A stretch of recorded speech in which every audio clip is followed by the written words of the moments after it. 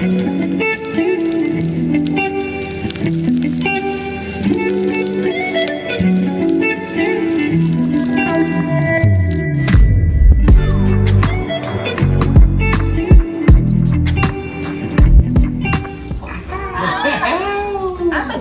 Witness. Of course I sneak and hang out with worldly people. Roll that up, man. I'm a Jehovah's Witness. Of course I'll pick a chaperone that don't really pay attention.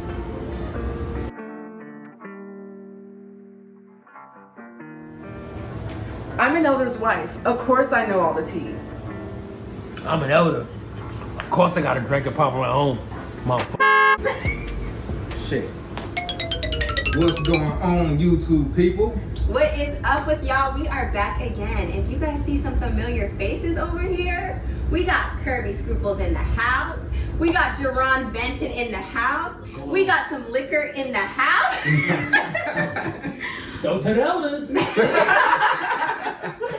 So we're gonna do something different today, okay? We're doing like a podcast style conversation because these folks have a lot to talk about and we have a lot to talk about. And we need to talk about life after Jehovah's Witness. Right? It's real different. It is different. So we already got a background story on those interviews and we just gonna kind of just let it all out because we are a little bit raw and uncut with the way we do our content. Yeah. And so we'll just kind of start off. We're here in DC and we talked about, you know, last time the protest, it was a lot about the bad that happened with the religion. Yeah. And this time was like the bad and then moving forward and what to do. Yeah, what to do. So starting off, we can start with Kirby. What you been up to after leaving this religion? That's like such a loaded question. Yeah, but just, how are you feeling? Okay. Like, what's life like? I left in 2019. Yeah. So I didn't really care about holidays and stuff like that. But because I do like have a daughter, and so I allowed her to start partaking in holidays. I put up a Christmas tree for the first time in 2021, I believe it was. Oh, that's cool. Okay. So those kind of things. I don't Did have. you hear it? I don't have any like tattoos or anything like that, but I do like piercings. So like I remember when I got this, I was a witness when I got this piercing, and me getting this was like such a big deal. Yeah. So I kind of explored with some piercings in that sense. You know, just living life. Yeah, living life. Okay, yeah, well, I have a question. queer. Yes, I have a question about the holidays. How has that felt? Like, are you kind of living through your kid in a sense? Like, or are you still like, I don't know if I want to celebrate holidays? The only reason why I don't necessarily care to celebrate the holidays is because I'm just not used to it. You never have. And it's like, that's something you have to plan. Oh my God, it's so much work. Yes. I never like, realized. I save every month for Christmas. Yes, every month, right? I'm not even kidding. I save every month for Christmas. And I'm thinking, like, how do people do this? Yeah. I know, it's different. You have to come up with a tactic. Or, like, that's what I've learned, that you have to come up with, like, a tactic. Like a plan. Yeah. Yeah. Because my family is now, like, a holiday, like, they're holiday fanatics. Like, they decorate their entire house. Okay. Like, it's like, oh, it's Halloween time, we're decorating for Halloween. They decorate for Valentine's Day. Like, I mean, like every holiday they decorate for. And yeah, holidays have kind of become a big thing in my family now, you know, but it is very different because I'm not used to it. And even moving forward, like when we talk about like having kids and stuff, I don't know what kind of holidays we're going to want to celebrate and like which ones we don't, you know.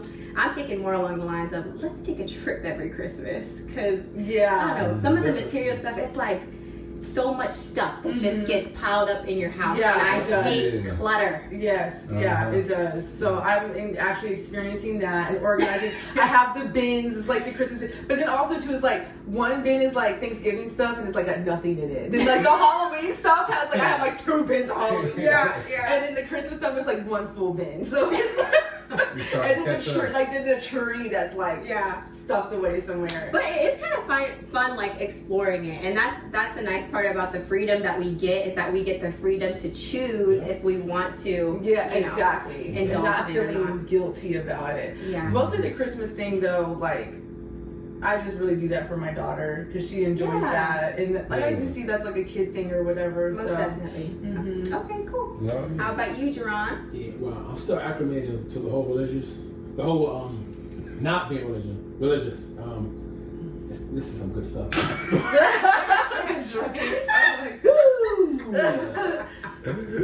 Kids, if you're not 18, don't even touch it. I'm still acclimated to not being Jehovah's Witness. Yeah. Mm-hmm. And it takes a long time. Even after you leave, I've been awake for a few years now. Yeah. And it still feels a little weird, celebrating holidays. It still feels weird. Yeah. But you get used to it little by little. I'm more familiarized with celebrating my birthday than I am holidays. Period. Yeah. That's easy, Yeah. But that's just me. But yeah, like I said, little by little, as each year passes, I'm starting to get more familiar with being in the world. So-called. Right. We were so used to not having this. It's like you can't miss something you never had before. Yeah. Right, Yeah. right. That's true. So It's a weird transition. I'm sorry. No, it is. You're right. It is a weird transition, but like I said, little by little, I'm getting acclimated. It's just a complete different feeling, and this is why I can relate with ex-witnesses so much, because a so-called worldly person, you can't explain this to them. They don't comprehend it. They've always had Christmas. They always celebrated Thanksgiving, Halloween. Yeah. For me to tell them, oh, I never celebrated my birthday holidays. I'm like, what? Yeah. They can't comprehend it. They're like, why? Yeah. And imagine me explaining that to somebody.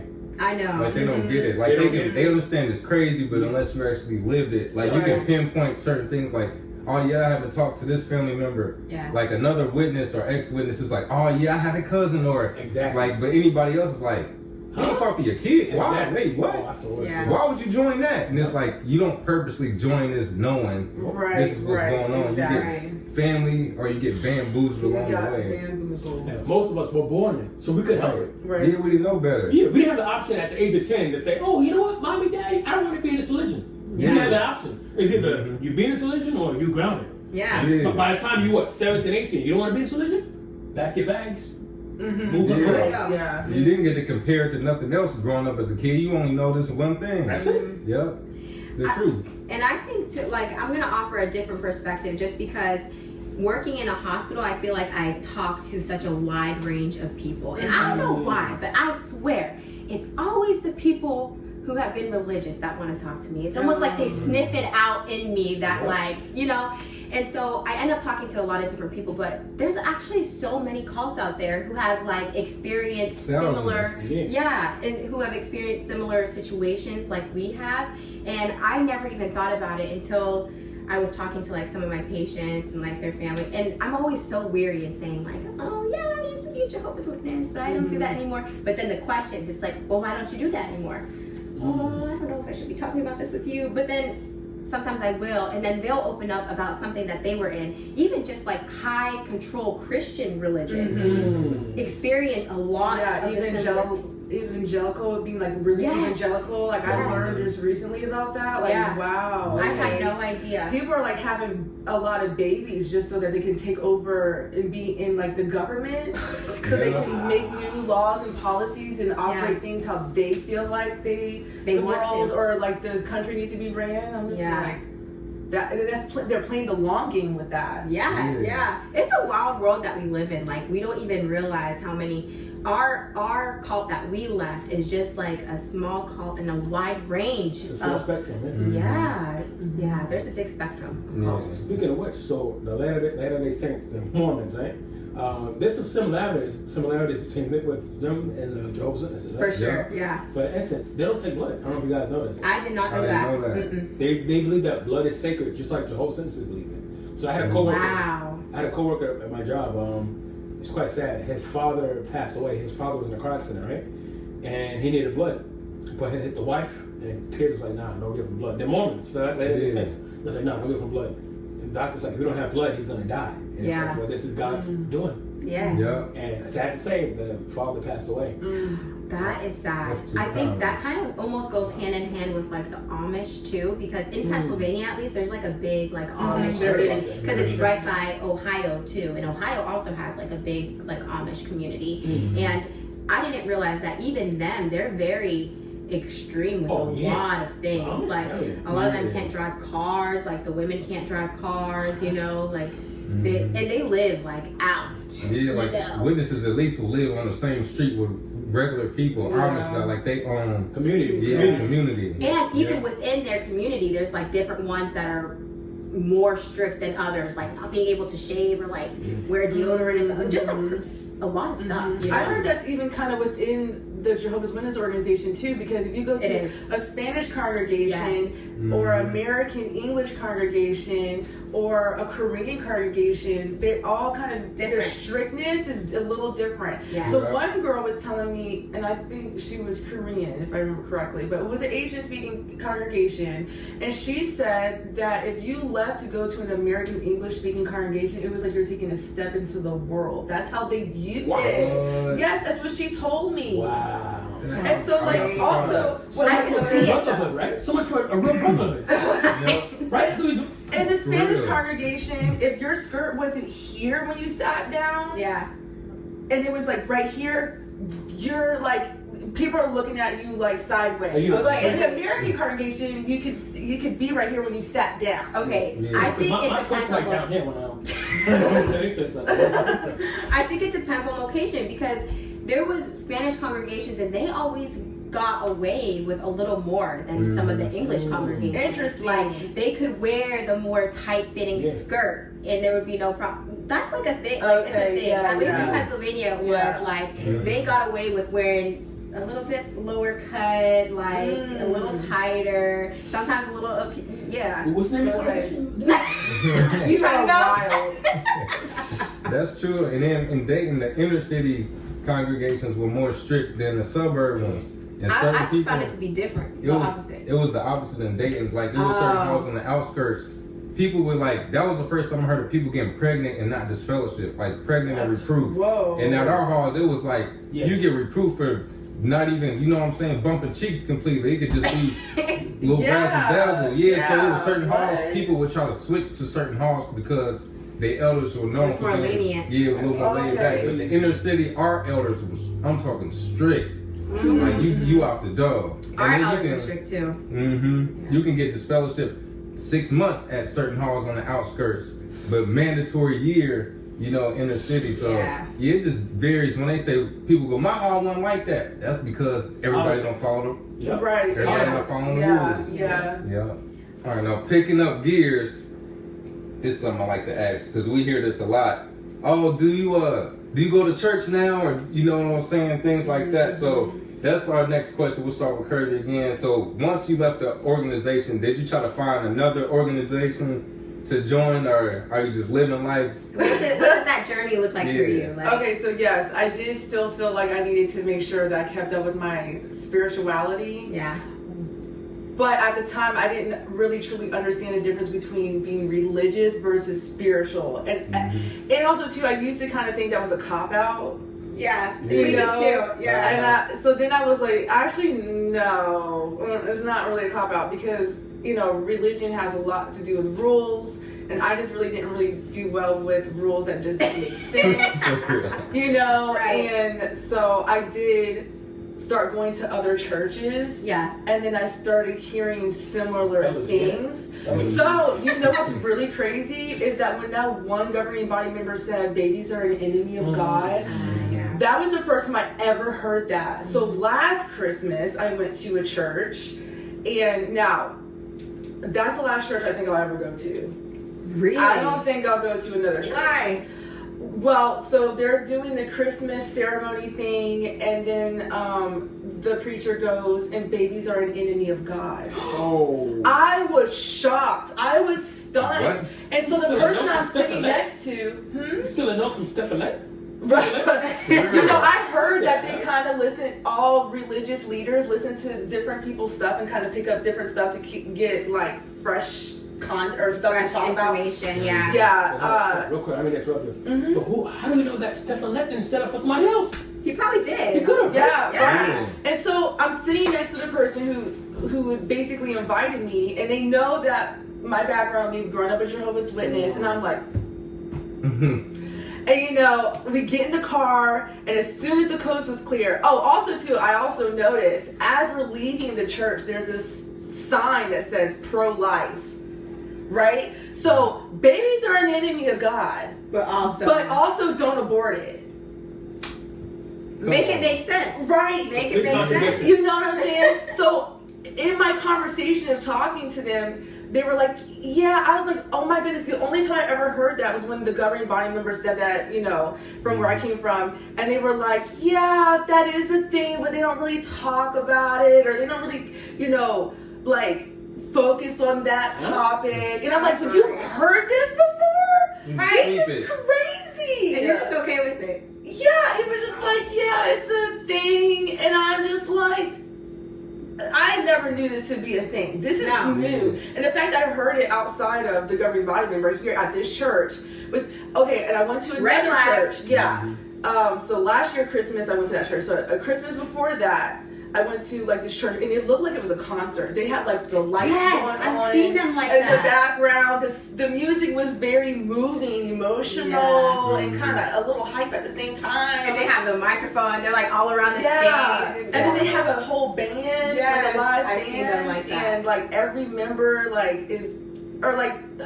don't know. They have this vibe. They're very evangelical, which I didn't realize that was a thing until recently. But he was talking about hell on Christmas. And if you don't submit to God, if you don't do this and be a godly person, you're going to hell. And he's like, I know that's a strong thing to say on Christmas, but it's true. And I promise you, that man looked like he looked right at me. He knew I was looking all types of what are you actually saying? I can't.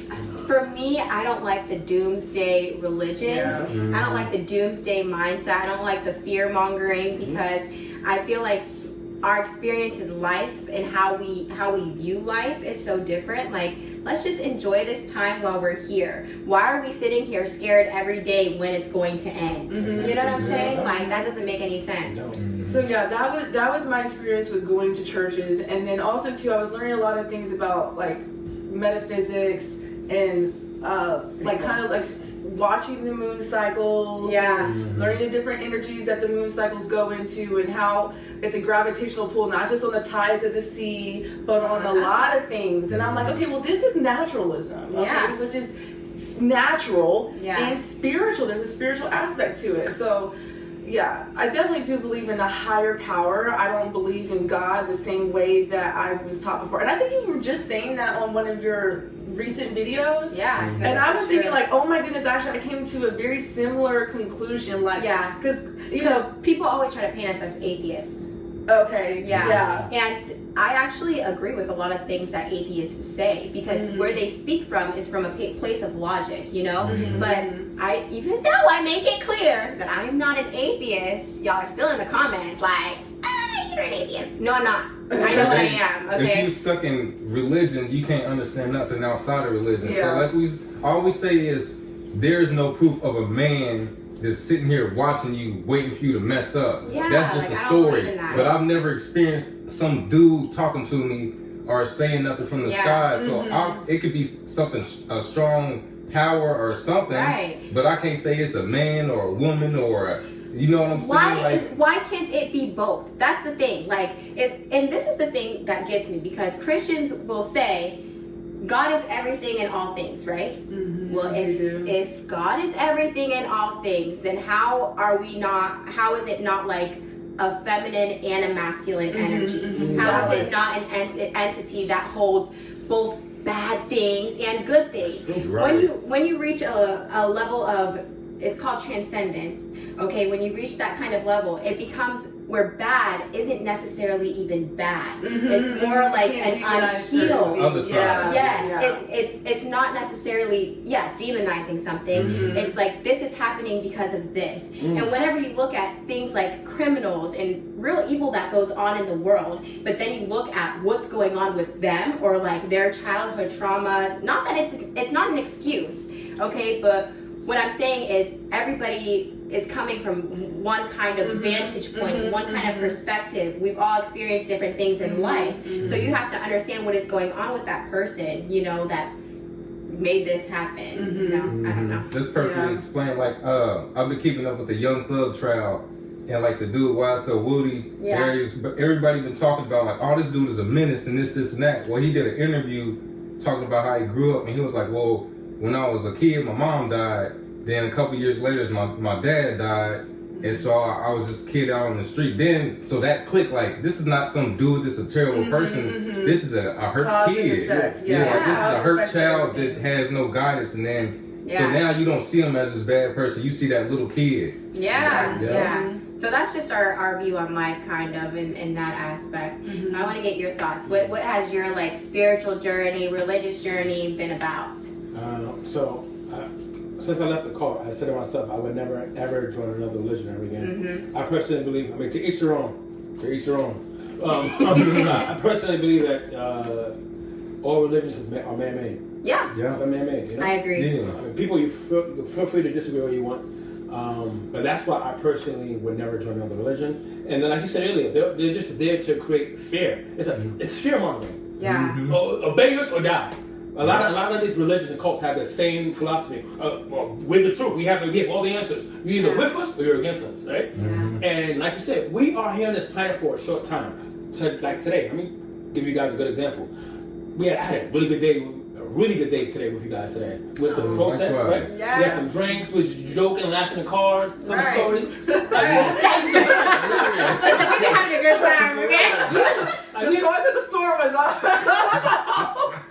We went to a hood liquor store. Anyway, sorry. No, that's right. But like, that's what life is about. And Yeah. it's like, when you're a witness, this is something I discovered after I left the witnesses, right? I never really enjoyed life as a witness. Yeah. You're always It's very numbing. yes. Yeah. Now I'm learning to be present, and I'm learning to live in the moment. I love that. Yeah.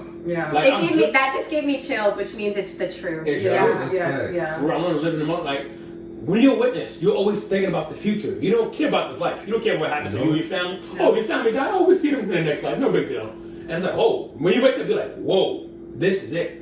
Yeah. We don't know. There might be a next life. Right. But We don't know. We don't know. Yeah. We don't know. Yes, and that's okay. Like, Exactly. what's wrong with just saying that's okay? We don't know what's going to happen. And enjoy this life now. Yeah. And Exactly. we'll figure out the rest later. Exactly. Yeah. Yeah. So, but while we're here now, we don't know about later. We don't know with this later. There might not be.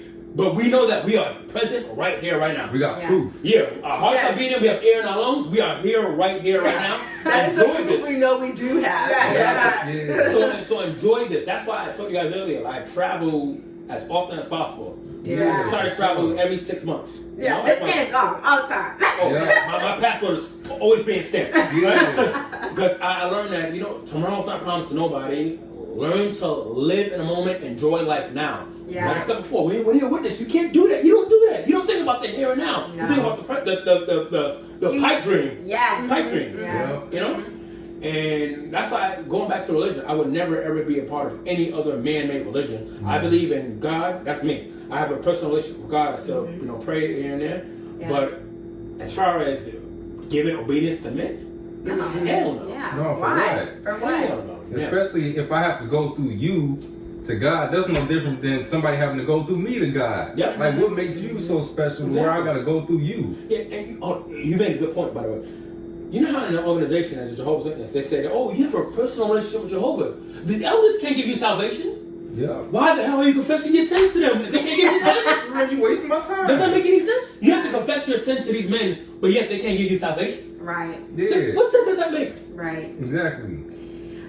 With you saying like being in the present and stuff, we read a really good book. It's called The Power of Now by Eckhart Tolle. And it was so powerful. I actually have to go back and read it again because this was in the beginning stages of me waking up, and it's one of those books where you like you'll gain something else from it if you read it again, and it gives you such a good perspective of like bringing yourself to the present and talking about how anxiety is really just always thinking about the future, you know what I mean, or thinking about things that you can't change from the past, and you're putting yourself in a mental prison and in a hell state, in this current life, when really you could be enjoying your present moment because you never know whenever that's going to be snatched away from you. You know what I mean? Like people pass away every day. The closest people to you, and you don't know when their time is going to come, you know? So being able to truly enjoy the moments that you're with them is like, that's everything. Priceless. Yeah. It is. Let me say something real quick. I want No, go ahead. piggyback to what you just said.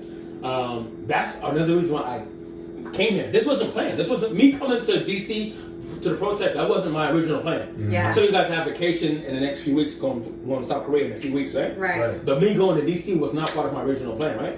And you guys know I told you I'm going to be hosting an XJW meet in Vegas next year, right? Right. Yeah. Did you guys hear that? Yeah. Did y'all hear that? Say it again. Oh, okay. So elders, I'm gonna have an XJW meetup in Vegas next year. We're about to turn it up. Yeah, we're Yeah, gonna it's turn it gonna up. be fun. There's gonna be a lot of these red cups here, right? but I said to myself, hold up, I'm gonna even live next year. I'm gonna even be here next year to host that trip. Yeah. Tomorrow's not promised to nobody, so I said, you know what? You guys said you're gonna be in town. Kirby was gonna be in town. There's so many other ex-witnesses that I know is gonna be here. I said, you know what? I'm gonna book this ticket. Yeah. I'm gonna do We're it. gonna go. Listen, today's crowd was so dope, and next year, Woo. you guys need to show out, okay? Like, y'all need to come out because it was just, the energy is always just so good, you know, and hearing people's stories, Yep. their testimonials, and just, I don't know, just being around people who have experienced a lot of the similar things that we Like-minded. have. Yeah. So early this year, sorry guys, let me just take the floor real No, quick. you're good. Take the floor. But so earlier this year, I told you guys I've been on. I met a few other ex-witnesses. I went to different cities, different states in America, and I had the time of my life. Yeah. Yeah. You do things with ex-witnesses that you can't do as a witness. You could be your real, true, authentic self, Yeah. and that is priceless. Mm-hmm. Yeah. Before I even came here, I didn't meet none of you guys in person. We spoke on the phone with text, Right, had video, yeah. but I didn't meet you guys in person. I already knew that we was gonna have a good time because I already knew it. I said we have the XJW community in common, and we're all just real, raw, authentic, down to earth people. Yeah. And it's so funny because, like, even though we didn't meet you in person, like, when we did finally meet you, it was like, oh yeah, Yeah. we know him. Yeah. Where we It left didn't feel from. like that. Yeah. Like when y'all came to the house the first time. Yeah. It was just like, I know like you. y'all put some popcorn, like. We just went on through Listen, it. I went to go wash my hands in the sink. I'm never gonna forget this. I went to go wash my hands in the sink, and she was like, "Oh, you're helping yourself to an apple? Okay." And I was like, no, I was just washing my hands, but thank you for being so homely. Yeah. She was like, "I'm so glad you're that comfortable in that." Yeah, I really thought you were though.